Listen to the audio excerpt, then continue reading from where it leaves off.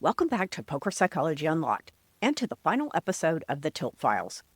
Over the last few weeks, we pulled back the curtain on what really drives tilt, why your brain snaps into emotional mode, and how you can interrupt that spiral before it costs you chips and confidence. Today, I want to leave you with the most important truth of all. Tilt mastery doesn't mean you never feel tilt. Tilt mastery means you recover faster than everyone else. And when you understand that, everything changes. Here's the thing most players get wrong. They think mental game success means never getting frustrated, never getting rattled, and never reacting to variance. So the moment they feel tilt, they think they failed. But tilt isn't a character flaw. It isn't a sign that you're weak or emotional or not cut out for the game. Tilt is simply your brain doing its best to respond to perceived threats or uncertainty. It's a survival system, not a personal flaw. The question isn't, why did I feel tilt? The question is, how quickly did I come back from it? That recovery window, that's the skill. Over this series, we practice 3 core phases. First, awareness, catching the signs early, recognizing when your thinking shifts from logic to emotion.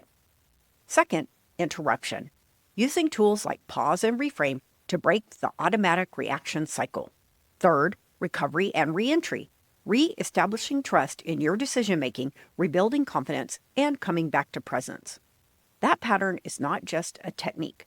It's a system. And like any system, it gets stronger through repetition.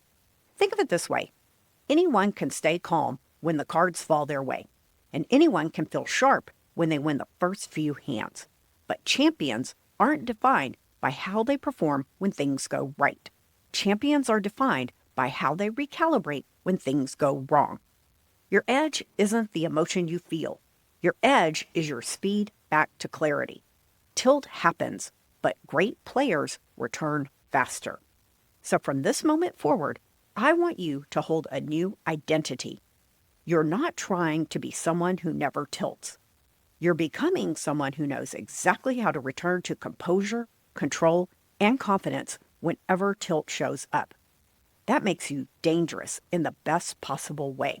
Because while other players crumble under stress, you reset, you recenter, you respond instead of react, and you keep playing your true game. Here's your final exercise in this series. The next time you feel tilt rise, don't judge it. Don't shame yourself for being human. Simply note it, name it, pause, breathe, reframe, and return to your process. Every repetition builds a stronger version of you. Thank you for joining me for the Tilt Files. This work isn't about perfection. It's about power, real psychological power earned through awareness, practice, and resilience. If you want the tools to keep this momentum going, make sure you have my free Tilt Recovery Toolkit. It has guided exercises, practical resets, and mental edge strategies that you can use every single session. You can download it at drtriciacardner.com/tilt-recovery. And next week, we're shifting into a brand new mini-series where we dive into the mental profiles of different types of poker players, how your mindset style shapes your decisions, and how to train the exact mental skills that matter most for your game. I can't wait to share it with you. Until then, remember, your edge begins in your mind. Train it like your strategy, and you can play your best poker on demand.